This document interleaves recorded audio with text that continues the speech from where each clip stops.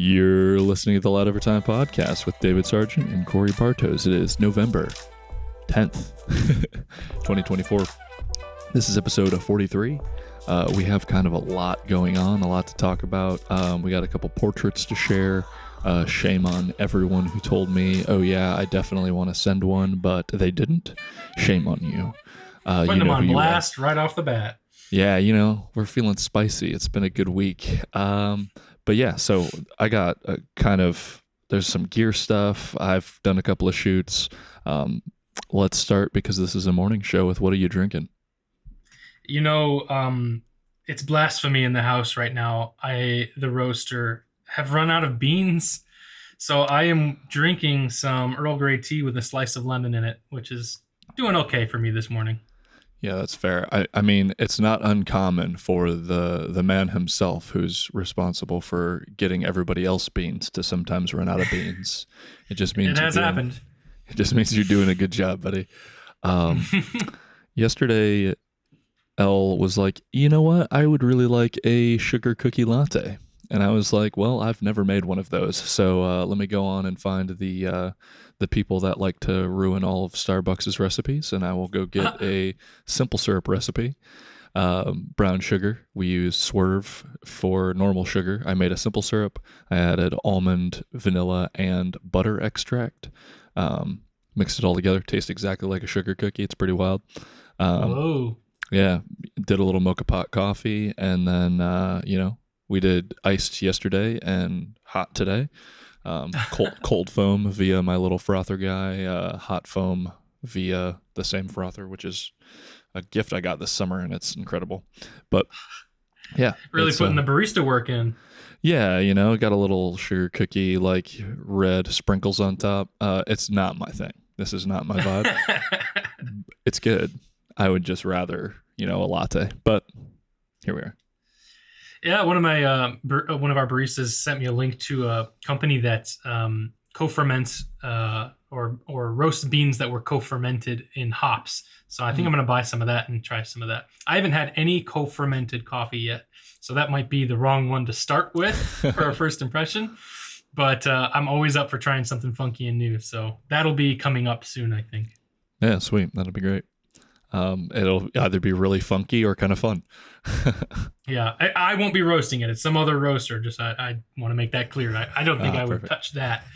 Yeah, fair enough. That takes some experimentation. Okay, buddy. All right. Well, do you want to start with anything you've been shooting, or do you want to start with portraits? Yeah. It's a fairly short list for me. I have a couple. I took the drone out once, which wasn't for anything other than to update the firmware, charge the batteries, make sure it was all still working, because I had planned to take it out this weekend so Saturday came. It was kind of a lazy day in the house. We cleaned, we just sat around after that, and it just enjoyed some downtime, because we had planned on being out all day today, but it's supposed to be rainy all day. So I'm not taking the drone out, but I did take like a couple photos and a little video, because where I was at the roaster in Nagani. So there's still some nice fall color over there. So I have one clip that I'm going to process into maybe a reel or something, I don't know, of just the leaves blowing in the wind, and it looks kind of pretty. And then I took a couple photos of some trees way off in the distance with the sun behind it, and I think I posted one of them in stories. So I took the drone out once, and then I took the camera out once with the 28-105 on it while I took my kids out to the trail that I took you guys down. Yeah. There were a bunch of birds, but I didn't have the lens for that, so I wasn't really focused on it. But, in those instances where I'm like, I just want to go for a walk. My kids asked me. It was after work. I was kind of tired, but my kids were like, can we go for a nature walk? And I'm like, I'm really never going to say no to that. That's such a great thing that they want to be doing that. So I was like, yep, let's go. So I grabbed just that kit, and we started walking. And on those occasions where it's like family time mixed in, I'm really not like got full 100% photographer focus mode on. So it was actually a shock to me that I think I pulled off like 5 or 6 images that I edited and wanted to keep, which that doesn't really happen. So a couple different like little landscape shots. It was towards sunset, so I got really nice golden light coming through a couple different plants and some trees and stuff. So 5 or 6 different shots there. I don't know if they're like post it to Instagram as a post on my gallery worthy. So maybe what I'll do is edit them, or I think I already edited them. Maybe I'll post them as a series on stories, and Yeah, you guys can look out for that. That's pretty much it, though. I haven't done much of anything else in the last week.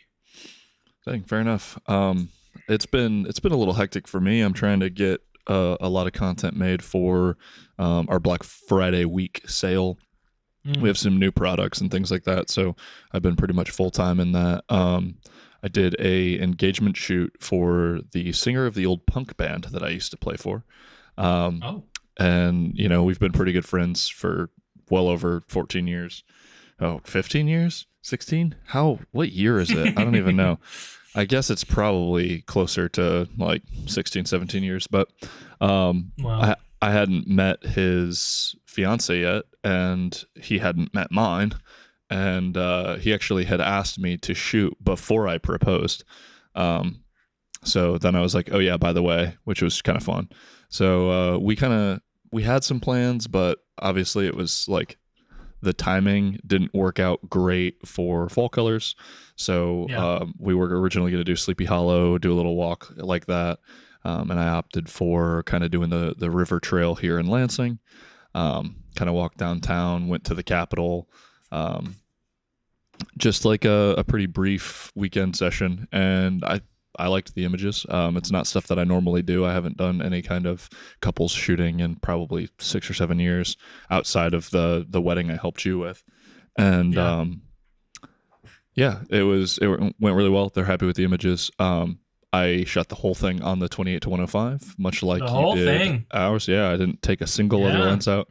I brought my Helios. I brought my 70 to 200.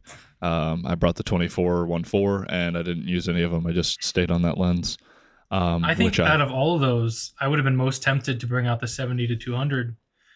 That's interesting. You didn't feel like you the needed to at all, huh? no, and I think like if you can still step back enough, 105 at 2.8 blows the background out pretty good. Yeah. It's not quite as long as I like. If you go through my 70 to 200 shots, it's actually crazy. I've talked about this probably a couple years ago, or whenever the early episodes are. I got originally the Sony 135 1.8 G Master, because if you look at my shots where I'm taking photos of people with the 70 to 200, my brain locks to 135. Like I'm at plus or minus 5 millimeters when I'm shooting Wow. people with that lens all the time, unless I'm maxing it out. But um, it's just a really natural focal length. I can't really explain that, but so I definitely wish like it was maybe a little tighter, but 105 is close enough. It's just about there. Um, Okay. Great lens. I really liked it at 28. I shot a lot at 28, which was surprising for doing like Hmm. portrait kind of things.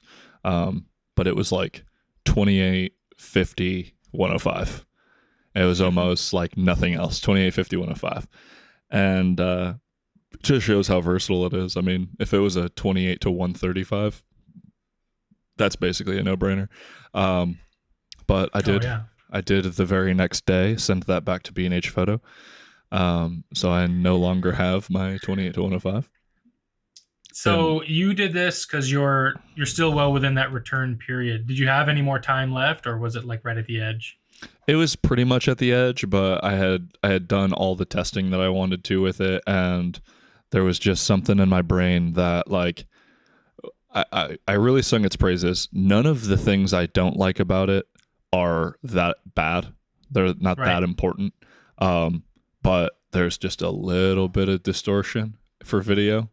And there's no way for Sony or Sigma to fix that in the footage. So you're stuck with kind of the profile you get when you're running that. That's Um, true. and it started to bug me a little bit. So I guess that's the 24. I use the 28 to 70 2.8 contemporary at work, and it's just a little less noticeable. I realize, like on the wide ends, I don't quite get the kind of you get a little pin cushion at 105, and you get a little barrel distortion at 28. And when I'm trying to do lines, like the table with like my shelves and stuff at work for Sure. my talking head stuff, it was just a little annoying. Nothing too crazy. Like it's definitely well within like comparable lenses, but I was like, okay, Yeah. I'm not loving that. And then like the next day, Sony Alpha Rumors posts a photo of the 28 to 70 and the F2 that is like rumored to come out, the G Master, and it's going to be very, very, very, very expensive. But Yeah.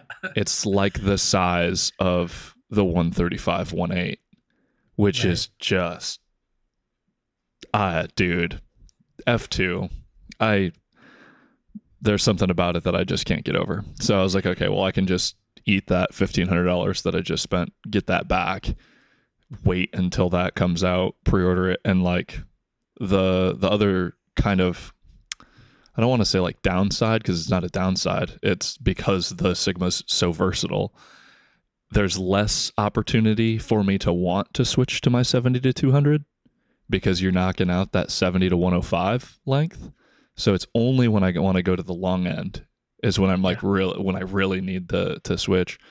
And the 28 to 70 f2 and the 70 to 200 f2.8 is like truly like a little bit more versatile in my opinion. The f2 will make it so I don't even need the primes. Yeah. And it's not a lot. I've used the Canon RF 28 to 70 f2 and it's fantastic. It's not like it's not freaking f1.4. You know what I mean? Like it's not super fast, but at 70 f2 is like pretty good. Yeah. So since you brought it up, did you have any? I didn't read the article. Do you have any other information on the lens? Just the weight. It's probably going to be about $3,000. It's Yeah. I mean, all the rest of the specs is good G Master specs. It's supposed to have really good minimum focusing distance, which was just like another note. But other than that, like it's enough smaller. And another note that they said it only extends out the barrel when you zoom like a centimeter. Yeah, I saw that. Yep. Which I guess I don't know what that means, but it's going to be around 900 grams. The only downside is it's got a freaking 86 millimeter filter thread, but that's what you're going to get when you have a super fast aperture on a zoom like that. But like looking at it in the hand, I dare to say it looks as small or smaller than the 135 f1.8. It looks so Which is good. Incredible. And that's something that Sony's engineers have been really good at lately. We've been talking about it, is making their great lenses, version 2s, smaller. Everything's a little bit more packed in. But this is kind of a first of its kind for Sony, which is interesting too. Yeah. Well, they listened to a bunch of people. Like Sony, when they went to mirrorless, they're like, hey, this is so great. We can make smaller lenses. We can have smaller bodies. And that was the whole mirrorless thing. And then all of the companies made DSLR sized everything. Yeah. And people were like, what happened to the promises? Yeah. So yeah, it's just kind of nice that they are actively trying to make smaller lenses. But like, dude, I don't know. Like, I'm still kind of fighting myself to try to get another 35 f1.4. I'll be testing the A7R5 and the 50 mil 1.4 in like 2 weeks. Yeah. And I could get basically that one zoom lens for 2 decent primes. Mm-hmm. And it's going to pretty much cover, like that's going to be the thing glued to photo and video. You know what I mean? So like, I don't know. Yeah, 70 at f2 that's got to be awesome, because at least on the 28 to 105, for me, I often find myself around 70 or 80 mil, which is something I didn't have access to before having the lens, having a 20 mil, a 50 mil, and the 150 to 600. So like I just found myself gravitating towards that 70 to 80 for like certain types of landscape shots more often than I think I thought I would. So then for you, if you end up getting that, to have it go down to f2 even for things like portraits and whatever else you want to put at it, just going to look beautiful. Yeah. And like I'm a 2-body guy. Like I'm waiting to decide when I'm gonna either pull the trigger on the flagship or whatever the next camera is. I'm still using the A7 IV and the A7S III. So having two rock solid zoom lenses that cover all my range on two bodies. Again, as somebody who's a very, very run and gun guy, when I'm shooting, I often don't really want to be changing lenses, especially at my current job where I'm Right. usually around dust and grime and dirt and stuff. I try to just keep my lenses on my cameras. Um, Mm-hmm. it's the versatility is what drew me to the Sigma. And listen, like the only reason I got rid of the Sigma is because I have the luxury of like potentially buying this really, really disgustingly expensive lens. But if it doesn't seem like it's going to pan out because I returned it and got all the funds back from that Sigma, I'm prepared to buy it again if the Sony doesn't do what I want it to. But it was just within that window. I was like, let's just. Yeah. It's only going to be a couple of months. I have the 28 to 70 at work that I can play with for now. Like I'm good. I don't need the 28 to 105. It just was so Yeah. good. I knew when you messaged me or told me that you were like currently sending it back. I was like, well, it's not because he doesn't like it. What's going on here? yeah. And it's of course not. It's so good. Yeah. But again, it is pretty heavy and it's pretty large. So I think like I there's a part of me that was a little concerned for like traveling around because I felt with two bodies in my bag with the 70 to 200 with the teleconverter and the 20 to 105, that's a heavy bag. Not like this will be so much different, but it'll at least allow me to have more space. But again, this is all the I'm in the top tier of the features I'm looking for, which is like breathing compensation, making sure that my videos don't need so much correction when I'm doing them. It's going to be worth it to buy this lens and not have to buy any kind of standard zoom for the next like 10 years or whatever. Because I know people who got the 28 to 70 f2 Canon at launch. It's still the lens that they take to every gig that they do. Yeah, and I just realized how old that lens is. Yeah. It's what, 6 years old? Is that what I heard? Is that correct? Yeah. I mean, it's got to be pretty close, right? Because it was one of their launch kind of like big. Right. They're like, we have to come out slamming with this thing.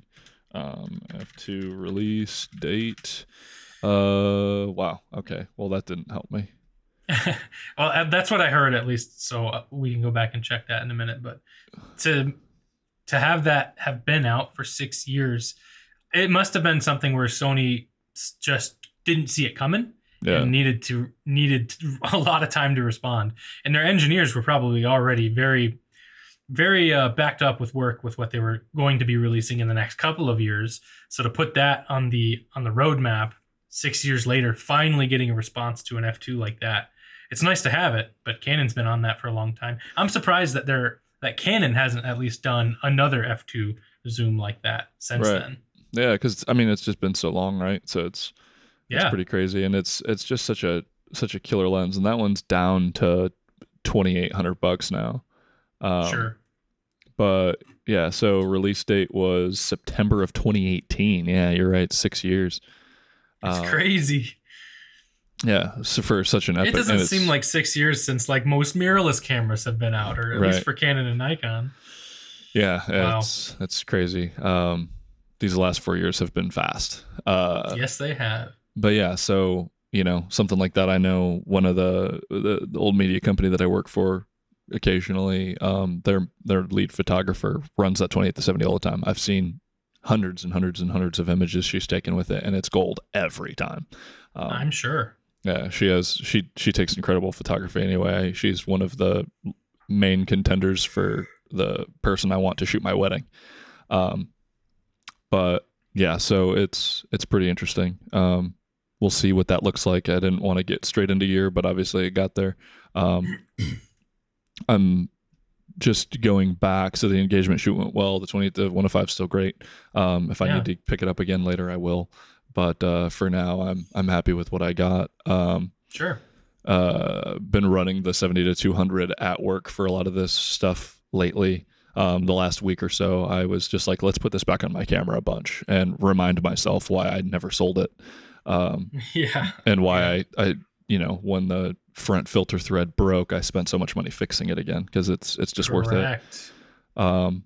Which I still hate that they're just plastic and that finicky, but We'll see. I'm working on getting a nice body of work for uh, kind of moving towards doing like small business media and marketing consultation. I've got some cans of this new beverage that my buddy is starting. Basically, like a non-alcoholic social beverage kind of functional drink market thing called Lucky Frog. Um, so that's pretty exciting. I did help quite a bit my buddy John when he was kind of coming up with Loot Energy, um, getting into that. And I talked to him in great length about what he did to start his business, all the little aspects of that. So I have some experience in beverages for, I guess, at this level. So that's kind of exciting. I'll be doing a lot Yeah. of their primary e-commerce and some social photography for them. I actually have a meeting Good. with him and his marketing gal tomorrow. That's pretty dope. But Yeah. yeah, just trying to keep busy, trying to make stuff, trying to move towards being able to create for work again, but not for my job, like for future work. Yeah. Yeah. Because I don't want to hate what I do. And sometimes working at the same company for multiple years is really creatively soul sucking. So Yeah, can be. I've been in that position. It's been a long time since I've been in that position, but I know it. yeah, heck yeah. But yeah, so all that's good. We can jump into portraits if you'd like before we get into more gear stuff. Let's do it. I don't even know, a couple episodes ago, we mentioned we were going to do photo share for portraits again. Again, a bunch of people were like, hey, this is exciting. I'll send one in very soon. And they never did. But my buddy Ryan had finished up a project. So we'll get into his first. These are two that I selected from his trip, and they're actually remarkable. So I guess I don't remember why he like connected with these guys. He's really large in the firearms industry and he does a bunch of other stuff, but he got in touch with these dudes about doing a hunt in Australia. Yeah. Mm-hmm. And he went out for a handful of weeks, I think probably like just over 2 weeks, and went out to the outback. He said it was like a disastrously long amount of travel to get from Arizona to wherever his stops were on his way to Oz, and then to get into Oz and then fly to another city and then get on a bus and then a car and Yeah. basically go a bazillion years to get basically to where he started his project. I'm working on cutting together some basically some trailers kind of. He's got a full-time editor working on the full documentary, but these cool. are a pair of stills that he took during this hunt, and this is gorgeous work because he's shooting an FX3 all day long, like trying to story tell, and he's still like stopping and getting these beautiful photographs. Is he doing stills with that as well? I reached out to see if he had information before I started this episode, but he didn't get back to me. But Okay. he also owns a A7 IV, and I can't remember if he took both. Sure. But For that kind of trip, I would. yeah, seriously. But he was running I think it's a Laowa Ranger 28 to, I think it might even be a 28 to 105 or something, like cinema zoom. And so full manual focus aperture, Yeah. everything. And I didn't know, maybe I didn't realize or had forgotten that Laowa made cine lenses like that. yeah, it's relatively new, and it's relatively expensive, but it's a beautiful lens. He's showed me a bunch of stuff. It's like a $3,000 full frame cinema zoom, Sure. 28 to 75, Okay. T29, I believe is what he was running a lot of that on. But yeah, this is like the main hunter dude. I haven't gotten to the nitty gritty of the details of this fella yet, but one shot with one of his kills and just him slinging his fat Outback rifle with his hat that reminds me of Jurassic Park. I hope right before he shot this like buffalo or whatever it is, he said "clever girl." Um, clever girl. So uh, looking at that shot, just what a beautiful shot. And I know the difficulty of shooting basically straight into the sun through foliage. The way he processed this, he just leaned right into it, and it ended up being beautiful. yeah, and I really hope that he can get back to me because my assumption is that these are digital. Um, okay, they are 70 to 200 Mark II, baby. Mm, The yeah. GM, the 70 to 200 GM. But yeah, they're. I mean, these are beautiful and filmic and fantastic. Uh, Yeah. Do you know, did he say whether or not like he knew he was going to be shooting or processing in monochrome? Because it looks like if there was intention for that, you could almost feel it, you know? yeah. I doubt it.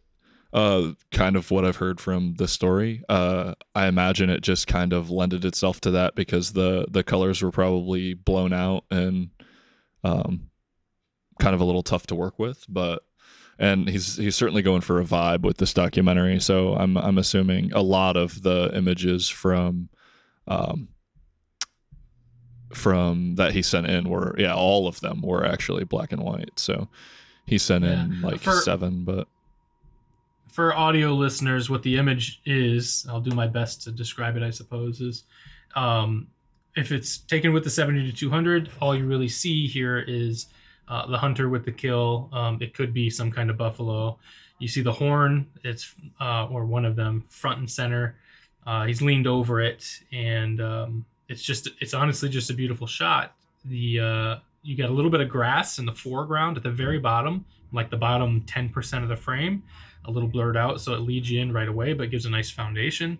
The subject, the hunter, and the hunted, and then in the background, right behind the kill, there is the sun with some trees and foliage, and it's processed in black and white, and it really looks like there's maybe a little bit of atmospheric haze between where they are and where the trees are, so it's a little bit almost like clarity was pulled down, a little bit misty, but not super, not overdone at all. It's really a really well done shot and processed well. yeah, all outback. So I'm sure it's dusty as heck out there. Dusty. It's probably dusty. Yeah. Yeah, it's so sick though. I so wish I could have been at that shoot. It looks just absolutely incredible. Um, Mm. but yeah, anyway, he takes a lot of great stuff. I'll link his stuff down below. He'll probably be filtering some more of those images out, and I'll probably just drop all the submissions that he gave into the folder. That'll also be linked below if you want to see these photographs. But yeah, Cool. and then do you want to take care of yours first, or you want me to go? Yeah, I could talk about mine. Why Sure. not? So this was a shoot that I did with a coworker and her fiance. When we first talked about doing a portrait challenge, I approached them. She is one of the baristas at the shop, and we talked about doing this. And she was like, "Well, I already got engagement photos done." But I'm like, "I'm not charging you. If you want to just have some more photos, that'd be cool." And she's like, "Oh yeah, let's do it." So, like I think it was not the immediate weekend, but the weekend after that, I think we did the shoot, and I'm glad there was a day in there we had scheduled for. It was raining, so we rescheduled, and the next day we had this day, which was really nice. It was a little cloudy, and the image, as described, is the two of them. They did really well on their own, naturally, just like being engaged with each other, interacting, all the things you would hope that a lively couple would do on a photo shoot. And they didn't need much as far as direction, but for this shot, I did direct them to pose this way. When we got to Little Presque Isle in Marquette, there was not much time. We probably had 15 minutes before the sun was at the horizon by the time we got there. And we wanted to shoot at sunset, which was beautiful. If you're able to see the image, it's in the background, you have the highlights are this cloud formation that when we first started looked like a heart. Like it looked just like, a heart. And it's glowing orange. It's the most bright thing on the frame. So they really wanted to use this, and I was like, yeah, why not? That's kind of creative and in the moment. So I posed them, just kind of having them hug each other, and eventually I was like, let's just like make this look a little bit more comfortable. And so I had them close their eyes and just embrace each other. She's got her hand on his chest, her head on his shoulder, and they're both just looking relatively relaxed on the beach. And you wouldn't know it, but it was pretty dang cold that day. The only thing about this image that I really wish I'd done, which I never think to do because I just don't do portraits that much anymore, is I wish I had brought a reflector. Yeah. And it wouldn't have done me a ton of good because the sun was behind my back. Yeah. But it was just to the point where the highlights in the clouds were a little bit brighter than I wanted them to be for how the image came out compared to like the exposure levels on them. Yeah. And I did correct quite a bit for that in post, but I didn't want to push it too far. And so I just wish I had been able to kind of like compensate for that a little bit in camera at the time. Thinking about it then, I was just excited about the conditions, the light, everything was nice. And so like you're always like with the cameras that we have now and the files you get out of them, I think I lean a little heavily on what I can do in post to still make it look great. And so now that I'm looking at it again for like the fourth or fifth time, I'm like, yeah, I think like, I don't know, a gold reflector or something would have done me a little bit of good, or some kind of lighting to help me out in, you know, just on their skin tones. But other than that, I was really happy with the image. And they're happy too. Yeah, heck yeah. I think it's remarkable that it's that late in the year and you're still getting like a really beautiful blue tone from the water and the green, and right. The sky looks beautiful. Yeah. I mean, that's super killer. You're right. A gold reflector to help warm them up while, you know, it being so cold and just give them a little bit of a pop would have been epic. But as far as like natural looking, this looks fantastic. Yeah. And like I said, with the sun behind me, I don't know that a reflector would have done literally anything at all. But in the aftermath of editing, I was like, man, yeah, just a little extra pop on the skin tones would have been nice. But I still landed at a place I was really happy with. Yeah, absolutely. And you'd be surprised. Sometimes I just throw it on the ground, like in front of something, and just it just adds a little bit of a lower fill where it's not overdone. It doesn't look crazy, especially if you're alone and you don't have like an assistant to hold a reflector. Or if Which it's was windy. The case, yeah. Yeah, I've literally just sent like silver or gold and chucked it on the ground. And because they're so reflective, it doesn't make it so overwhelming. And it still gives that little pop of warmth or pop of cool, if that's what you're looking for. But again, definitely not needed in this image. You processed it well. I actually kind of like how hot the highlights are because it gives you a better idea of the time of day and stuff like that. It's kind of sick. Yeah, thanks. Yeah, very paradise looking for actually being in the very north of the Midwest. Yeah. Pretty cool. Okay. Yeah, and they made good choices on their clothing because you always crush with like greens and browns, earth tones and stuff. That's just gold. Yeah, I did talk to Emily about this beforehand. I was like, don't wear any super bright, vibrant colors. No like strong blues or reds. That stuff reflects on skin tone. So I was like, just keep it natural. Softer colors, and it worked out well. Yeah, heck yeah.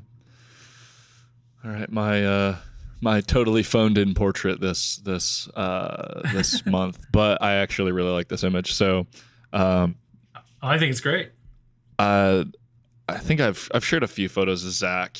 I obviously work with him all the time. It's basically me and him running all of the creative stuff at Jaegerworks. And what is his role compared to yours? He runs everything. It is the owner, and then it is Zach, and then it is me. Gotcha. Okay. So yeah, but he ends up being my cohort for trying to get creative content, brainstorming ideas. Cool. How the only real sounding board for marketing ideas, other than when we get into meetings with our owner. Our owner's solid, but he's an engineer, and we need him to engineer, and we need him to do that. So that's what we try to like leave it out, and then we just fill him in, or hey, these are kind of the things we've come up with. What sounds the best to you? blah blah blah. Mhm. But that means Zach and I maintain the range together. We shoot together. We meme together. We have all the struggles together. But this was actually literally me just like him just looking at me funny and me throwing the camera up and snapping the other day because I think I said something really ignorant and he was just like, what the and ended up being really slick. So this is 28 mil on the 28 to 70 f2.8 and this is just like while trying to half clean up our range and then get a couple of new product images for a product coming out. Yeah. And this is one of my presets. I'm actually probably going to sell a book of presets because I don't think that they're exclusive enough to like keep for myself. But I have a warm tone and a blue. I call it golden hour and blue hour, and they're really versatile. This is one of them. I don't know. This is that good stuff. I wish I had more photos like this in the moment of my friends. I want like dossiers on all my friends, and I want the photos to look like this. You said you were probably saying something ignorant, and that's like the feel I get. It's like there's a ton of attitude in the expression there, and I love. But the thing I actually love more is, and you just don't see it enough, is a good environmental portrait of like where you're at, what you're doing. You can kind of get a sense of that here because I know you. I know it's a range, so a little more visual context helps a lot. So the barrels and the things, but I love a good environmental wider portrait shot. And I think it was probably when I was first starting photography, like over a decade ago, environmental portrait was hardly like a phrase. People really didn't think to do it enough, and it was only on the fringes where people were just doing portraits in a weird way. That they just weren't even called like portrait photographers. Right. And I think it's become much more popular now to really call it environmental portraiture, and really it commands its own style for sure now, and I love that. Yeah, and an ode to the 28 mil, which I think is probably one of the more elite focal lengths, and people forget about it because they're like, well, I want like my ultra wide. Every company ever used to make 28 primes. It was one of the standard primes for like most cameras, and it's still super going back big. All the way to film. Right. Yeah. So it's still super big for Leica shooters. It's still super big for kind of like the street photography. There's like people that do Instagram street photography, and then there's like street photographers that like all the old school guys who, they go way back and they get super nerdy about it. But a lot of those people really love the 28. And I had the 28 f2 briefly. I used it to help sell my A7C2, but I shouldn't have because I really like that lens. But it splits the difference between the 35 and the 24 quite a bit. I can almost not shoot every day with the 24. It's too wide. It's like genuinely too wide for like an everyday kind of lens for me. But 28 isn't. It corrects a little bit of that kind of like weirdness, the wideness. You can tell this is really wide because Zach's so close to my lens here, so it gives it like just a little bit of like perspective for being wide angle, but it's pretty good for, and then if you're cropping at all, you're in the 35 to 40 mil range basically right away. So I really do love 28. I never really miss 24 on say the 28 to 70, the 28 to 105. I don't miss it, right? Especially because I guess you can probably attest to this too. If I want to go wider than that, I want it to be faster and I want it to be sharper, because if it's not super sharp at 24, it just kind of looks like a bad phone image really fast, unless it's a spectacular like image. But at that point, you could just take it with your phone, and if it's spectacular enough, it would be good. It'd be plenty fine. Correct. But that's like this 24. I'm actually in crop mode, so this is more like a 35 right now. But the 24 f1.4 is like what I use for Astro, what I need for like a proper wide shot that I need to be sharp as a tack. You use your 20 mil f1.8 for that kind of purpose, right? Yeah. And so it's, I think the first not ultra wide usable focal length is that 28 mark, and that's why that zoom is so useful for me. Why I've always liked it. I don't really miss wider generally. Yeah, and it's this type of approach, like in another thing. I love the depth of field on this too. This is as a result of him being as close as he is to the lens. That helps. But like the environmental portraits or stuff, it's stuff that I've been trying to push too. I don't do a lot of portraits anymore, but when I do, like with you guys at the waterfalls and stuff, I was at 28 often enough, and at Little Press we were at 28 doing like the shot with like the log that was leaning in on the beach. Like I love that kind of look. So any submission that comes in at a wide angle like this for a portrait, I'm about it. Yeah. I love it. I mean, I'm a 35 mil 1.4 portrait photographer. It's my favorite. It's my favorite portrait lens. So yeah, I'm with it. But absolutely, it was fun. Phoned in, but I think still a good one. Like I'm gonna keep that photo forever just because it reminds me of palling around on the range with Zach. So yeah, definitely. Very nice. Definitely good stuff. Yeah, we out here taking photos or whatever.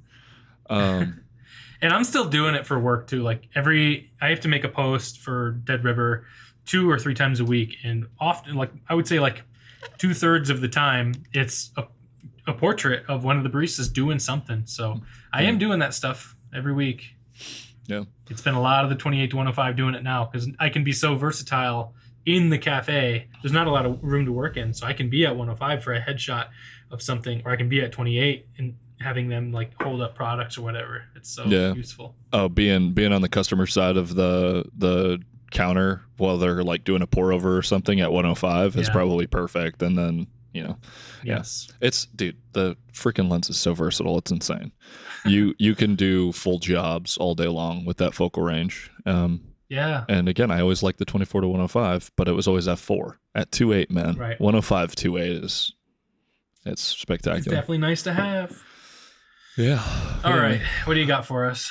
Well, I'm going to take a pause on the photo share because I think it's going to get really crazy here with Thanksgiving and Christmas and everybody's nonsense. And you're right. And all my friends who decided to not submit their portraits. But so I guess I just got some gear stuff we can go over really quick. I'd love to get your take on a couple of things. Backtracking a little bit, the A1 is being announced soon.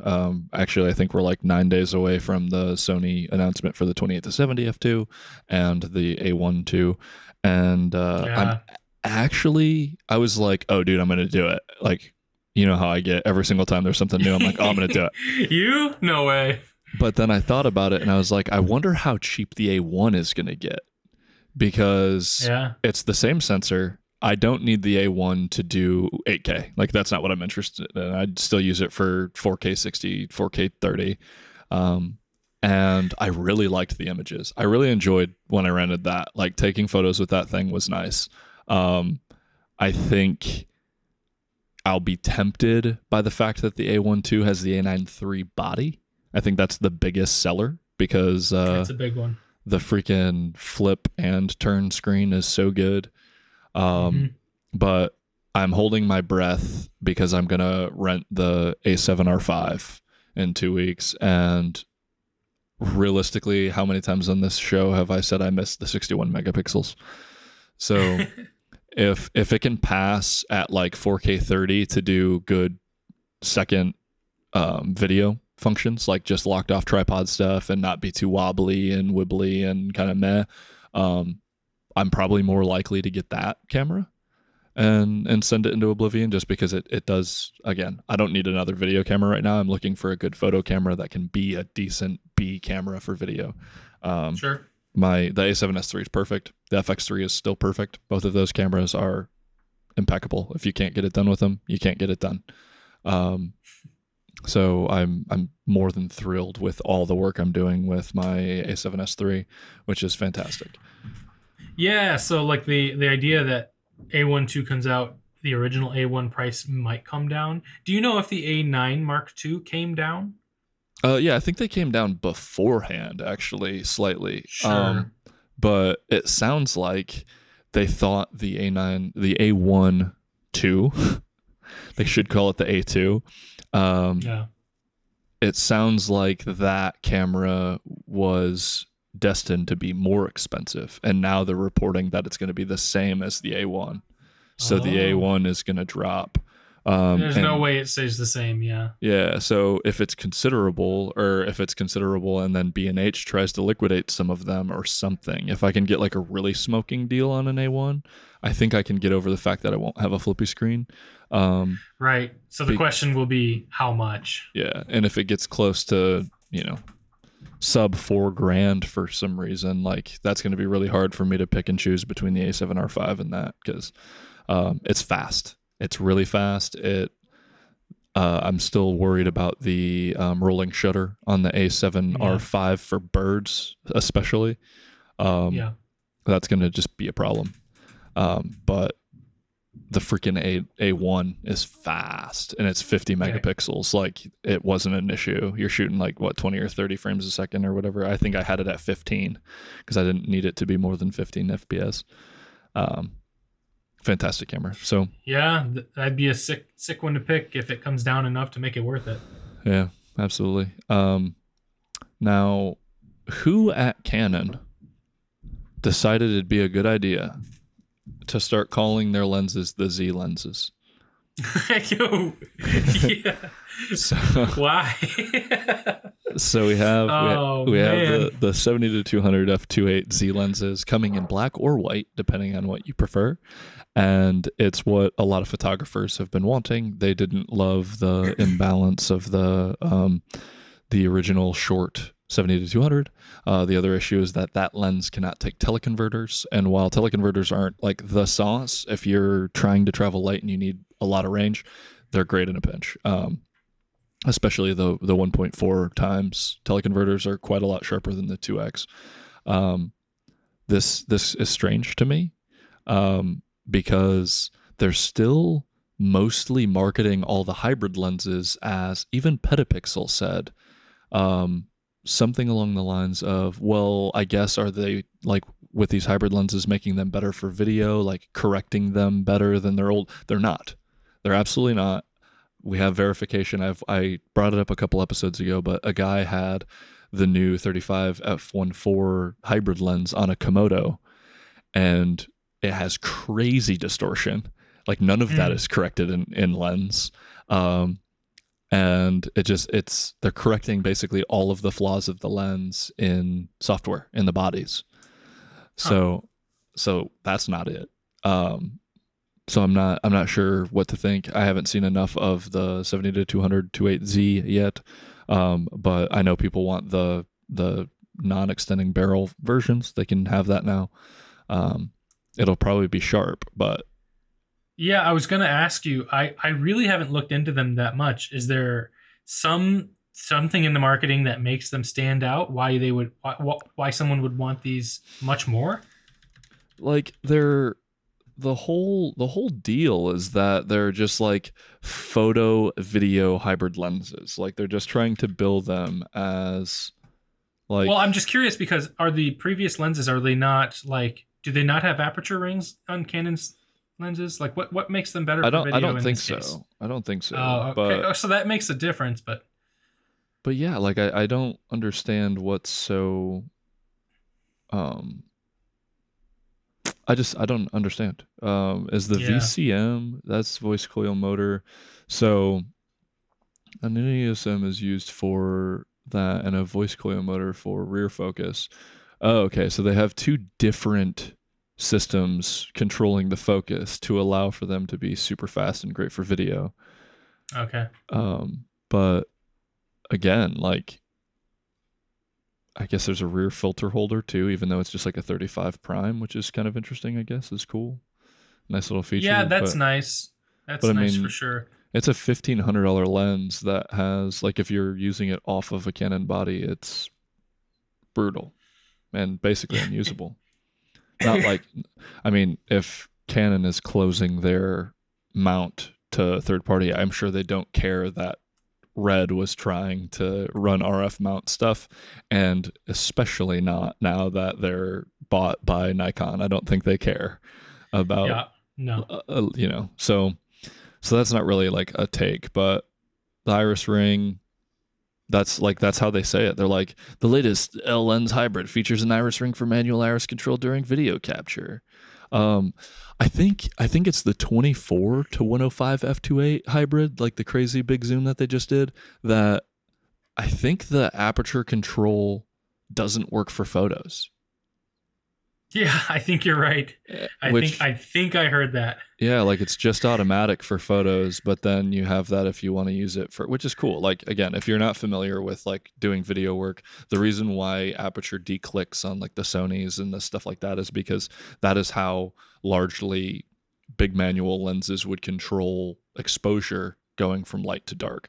You can just stop down smoothly along the aperture to control for light changes and such. It is important for people who aren't just doing like the YouTube style run and gun where they're trying to make Yeah. cinematic stuff. There's production value in that. Yeah. Yeah, absolutely. But yeah, I don't know. It's just. I guess I was just so far removed from Canon's ecosystem that I didn't really realize that the lenses they already had out didn't feature some of this stuff already. So it just feels a little like confusing. Like there's some continuity issues with their lens design, and like they're billing it as like this new revolutionary thing, but it's really them playing catch up to everybody else. A little bit, yeah. I definitely agree with that. Canon RF 50mm f1.2. Yeah. So all of their lenses definitely, all their primary big ones don't have aperture rings. Like the ones that you would want them to, the 51.2 L, for instance. But yeah, I mean, for a 70 to 200 for $3,000, right? With this apparently just great for. And the Z is because they're compatible with the power zoom adapters. Right. Yes. But like, still maybe not the best choice. Maybe call it PZ. Right. Yeah. Right. Anything else? But I think Sony uses PZ for theirs, so I guess it's just a matter. Right. It's just a matter. They could have done something else. Nikon's got to be just sitting there like, really, dude. For what it's worth, I think these lenses look super clean. Sure. I'm sure they are. It looks gorgeous. As far as I love that it's you can get a black red ring 70 to 200. That's pretty cool. If there's any Canon users listening who are frustrated with me not knowing, I haven't touched a Canon camera since like 2012. So you can be frustrated with me, but I really just don't keep up with Canon that much. Yeah. I still revel a day where they make the right gear to make me sell all my stuff and go back to Canon, my first true love. But yeah, anyway, super wild. It's $3,000. It's people are gonna buy it, especially people that are hybrid shooters doing R1 or R5 stuff. Sure. And by that I mean R5 II stuff, because no one's gonna buy the R1. I just think it's a little weird that like Canon is releasing these lenses, and you hear things like, "Oh, it's fully capable on these bodies, and you get to use its full functionality in this condition." It's just like with Sony, at least, you know that what lens you buy has everything they could possibly have thrown at it, basically, and you don't have to worry about like what body you have and whether you're going to utilize the full functionality of the lens that you're going to spend a lot of money on.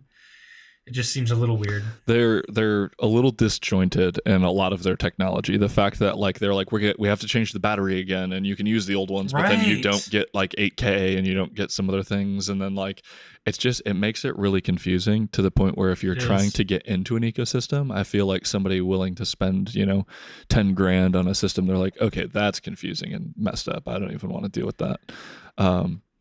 It's not like Canon doesn't have like some strengths. I know they have the best autofocus in a system right now with the R1 and the R3. I know they've got incredible glass. It's just that some of these choices, they're shooting themselves in the foot a little bit if they were going to try and make things easy for people to come over from Nikon or Sony or wherever. They're trying to now understand what all the pieces of the puzzle are, and that makes it a little confusing for sure. Like the incompatibilities with certain batteries and certain bodies, or unlocking certain features with the right battery. That to me right there is just like, ugh, come on. Yeah, it's crazy. My kind of scope of the big three right now is that like Canon is like pretty much only high end. They haven't supported their lower end stuff well enough to like get into like the R8 even. Like they don't have a great wealth of good, more affordable zooms or anything like that. So you're either like maybe go to the R7 because you can at least get the Sigma 18 to 50, which is an incredible standard zoom, or you're stuck with like the R5 and up. Even Right. it's hard to justify in that middle ground too, because somebody who's going to get like an A7 IV or even the Z6 III, they're looking at it and they're like, okay, so the R6 Mark II is lower in price now. It does everything that I need. It's fantastic, but I can only get really bad lenses or really incredible, super expensive lenses. So like it's just struggle. Meanwhile, Nikon has some of the most innovative bodies, period, but they either have like the really expensive lenses that they're not bringing the features to make them feel like they're worth the money. They did a disservice Right. to themselves by making the S line feel like a second tier and not their best of the best. Yes. And I think that's true because they released that like Cine Zoom thing with the gold ring, and everybody has talked about how it looks like Sony's old video 28 to 135, but they all say it's the sharpest looking like Nikon lens that they've seen from all the new stuff. They're like, it's beautiful. Like, I love the gold ring, blah, blah, blah, all that stuff. So they have like some good Tamron-esque range, the Tamron design lenses. So it's like you can get a stellar body with like, you're not super confident in the glass. Whereas like, right in the middle, Sony has expanded all of their lines. They make sure that they have kind of like not quite a flagship. People still want like a flagship crop body, but the A6700 is more than usable. And they also went, to the FX30, and then lower than that, they did the ZV E10 II. So they have all of those guys covered. And then they have the A7 IV. They kept the A7 R3 and 4 like second versions for a while into the next ecosystem. So if you wanted something relatively cheaper that was still an incredible photo camera, you had it. They have their entire range of north of 100 lenses now, plus some of the best Sigma lenses money can buy. And Well, it's that's like, what I was going to say too. At least with Sony and Nikon, you can enter with a nice body in any of those and then start with a Sigma lens, which will get you much better quality depending on the lens than most kit lenses you can start with. But when you're going to Canon, you don't really have as that same luxury. yeah. So, but I think, I mean, if you have Z9 money, what I think people are probably wanting is like really like the L series glass.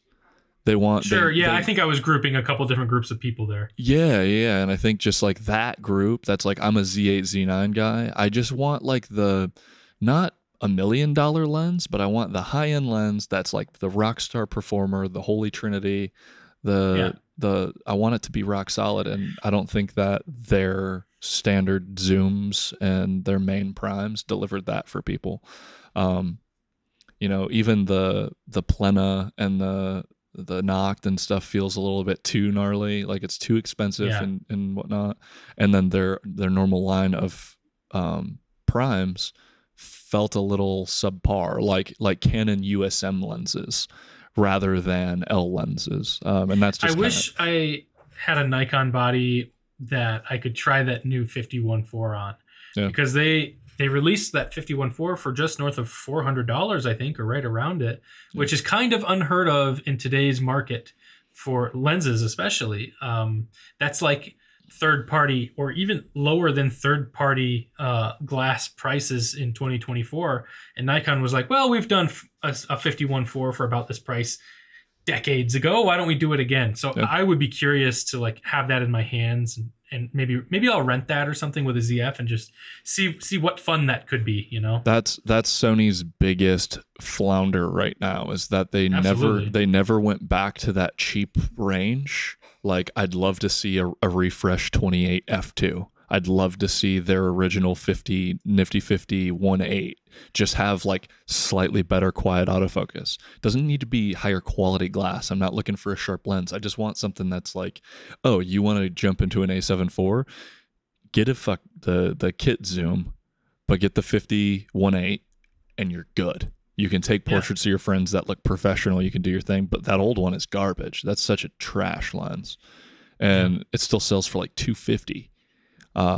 Which, like, when it goes on super sale, I think it's way south of $2, but still, it's It's brutal. If they could get Right. back, like Canon at least does have like their 35-1.8, the 50-1.8, the RF, Sure. the cheap RF primes that are pretty good, which I argue is like if you get an R6 Mark II, you basically get like those cheap primes and like the 28-105 f4.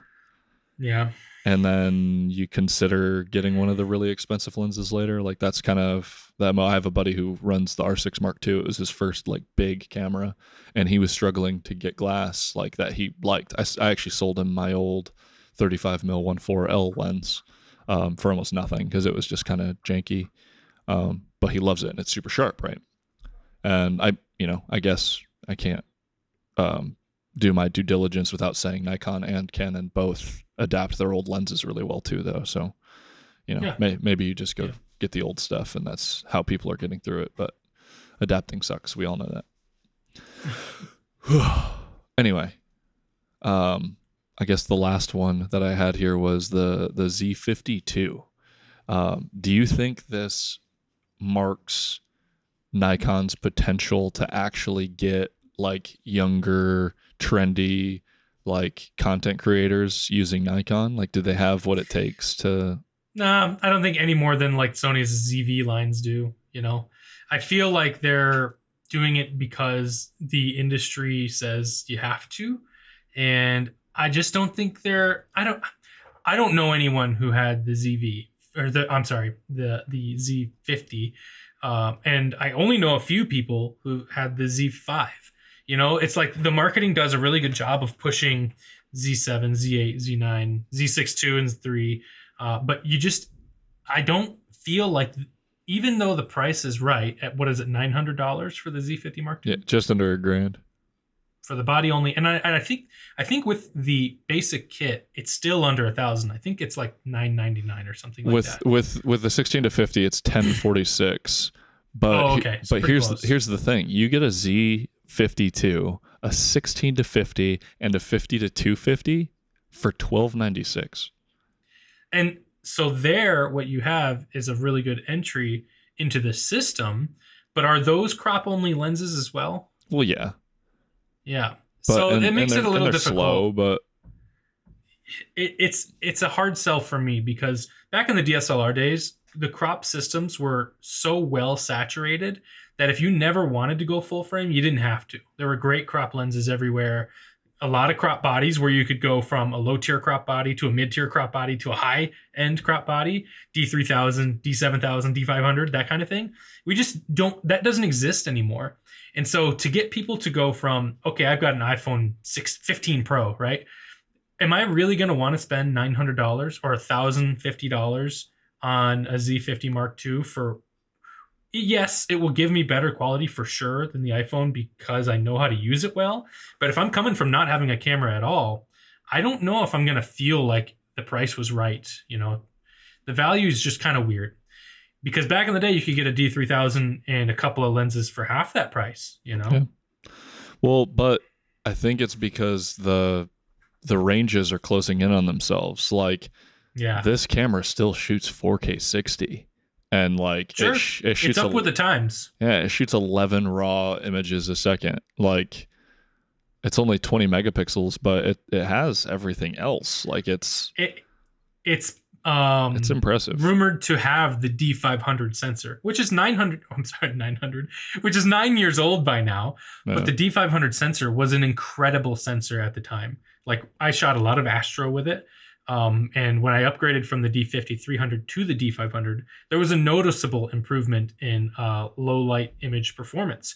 And so the D500 sensor in that camera, the Z50 Mark II, it has the chops. I feel like that sensor in a low tier body, or the Z52 now, is totally fine. No problem with the sensor. The processing probably a little. For being only 20 megapixels, I would have hoped it would be a little bit faster in other areas. But here's the thing, though. It has pre-capture. It does have pre-capture, and but only for JPEGs. Well, yeah, but it has pre-capture, and it's doing like, it has modern processing on that sensor. So I bet it. And there is an argument to be made where if you're buying a Z50 Mark II, maybe you're only shooting JPEGs. Right. Maybe there's a subset of people who care more about that than processing raw files. Right. That's a thing. It's probably a small number in reality, but I don't know. So for those people, this is a great camera, right? Yeah. Well, I mean, okay, so let's say we're only shooting JPEGs. This thing shoots 30 JPEGs a second. Yeah. Now all of a sudden you have extra reach, a fast sensor, shooting like, I don't know, a birder who wants a sub $2,000 setup.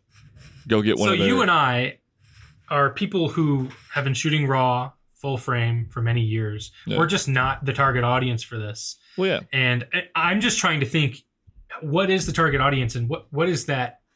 Because I know traditionally low, the low tier bodies and lenses are high volume. It's just how it goes. Yeah. And so in my mind, are they going to sell millions of these? I just don't know, Yeah, I think there's an opportunity here for a lot of creators if they get out of the marketing of like, I need to have a Sony and stuff like that, because you're getting Viltrox, you're getting really nice primes from Nikon, and I bet if I did the 35-1.4, which is $600 on this camera, and then just had like the zoom, say I want to do like lifestyle like stuff for $1,600, I would feel more confident with this Z52 than the A6700, because there's something about Sony's APS-C that just has never slammed.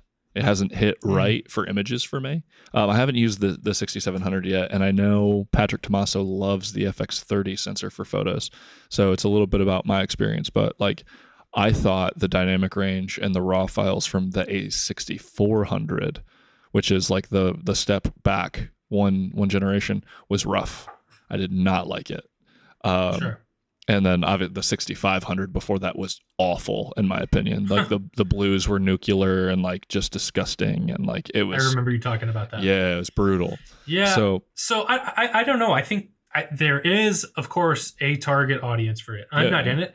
I do think though that because of the body choices, the flip out screen, this is a solid choice for someone who wants to start a YouTube channel or just be able to get into video production with a small budget, relatively small budget, outside of having a phone. So you could spend $900 on this body and maybe spend just a couple $100 more on a very decent prime and just get started. Yeah. And I think that's an honestly decent choice. Yeah. Or here's another thing. There's still people that haven't gone mirrorless in the Nikon realm and they have good glass. True. And then you go there. Because like, again, the next best thing, if you want to stay in Nikon and get a modern body that can shoot good 4K and do like modern content and stuff, is the ZF, which is actually only down to $1,800 right now, which is actually a stellar deal for that camera. It didn't need to remind you, so you're over there sweating a little bit trying to get one, but like, I'm gonna have to rent it first. But I know. What would that be? $2,300, and you have the 50 mil on the ZF, and that's all you need to shoot all the stuff that you want that camera for. I am an enabler.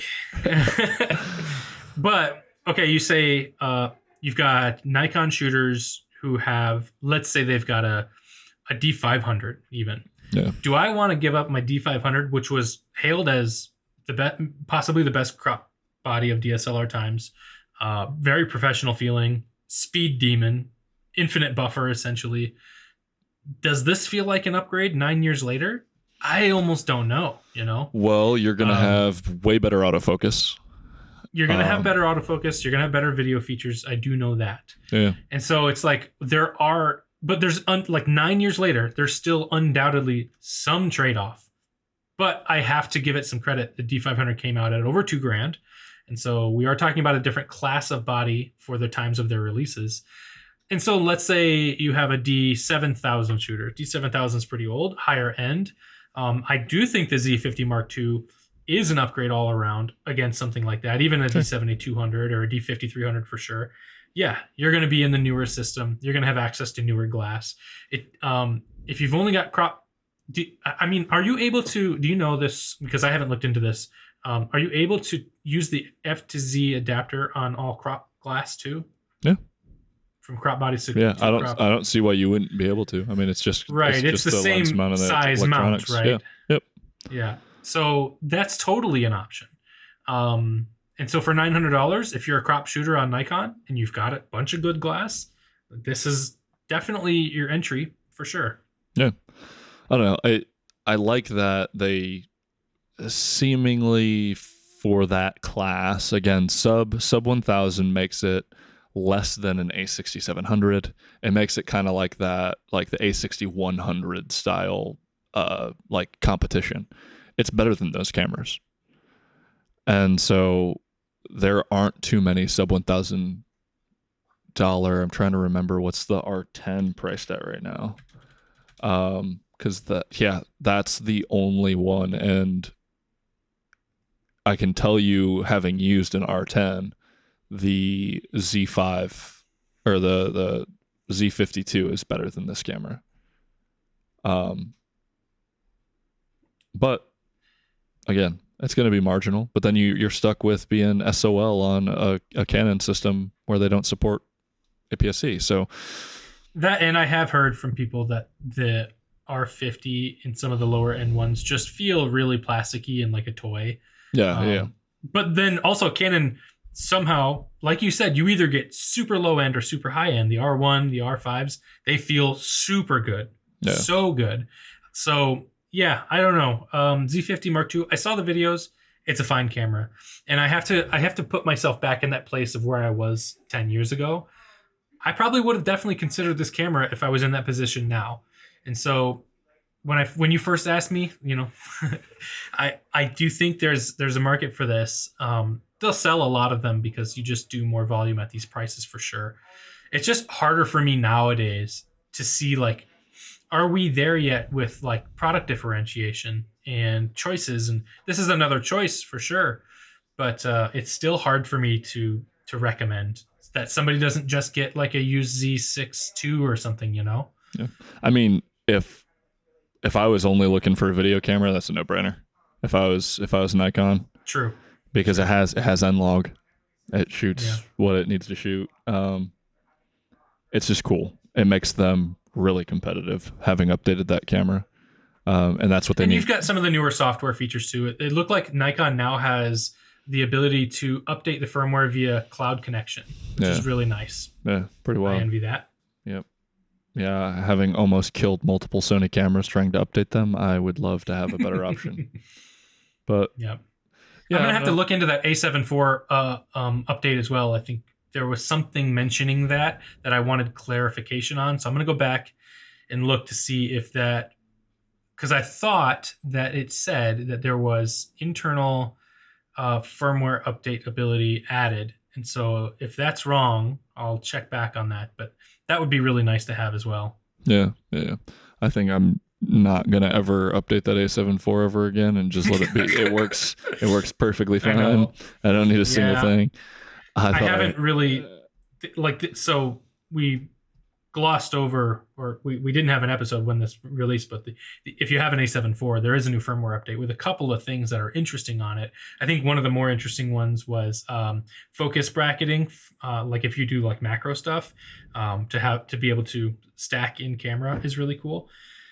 So that was something that was on the D850 that like Nikon uses a huge marketing ploy, and it wasn't something that I ever really used a lot of, but that's now something you can do in the A7 IV if you update. I haven't done that yet. I haven't felt like the strong need to, but if I go back and read that firmware updates can be done in body via cloud connection like the new Nikons, I will update because that is handy. Unless the update bricks my camera, then it won't be. I have a question. Maybe you know it, maybe you don't. Something just slammed into my brain. So one of the issues with focus bracketing on particularly less than ideal lenses is that you're dealing with a lot of focus breathing when you're on a macro. Can they combine focus bracketing and focus breathing compensation? Because it's only a video feature, but you know how epic it would be if you could like run both of those at the same time and have a perfect image?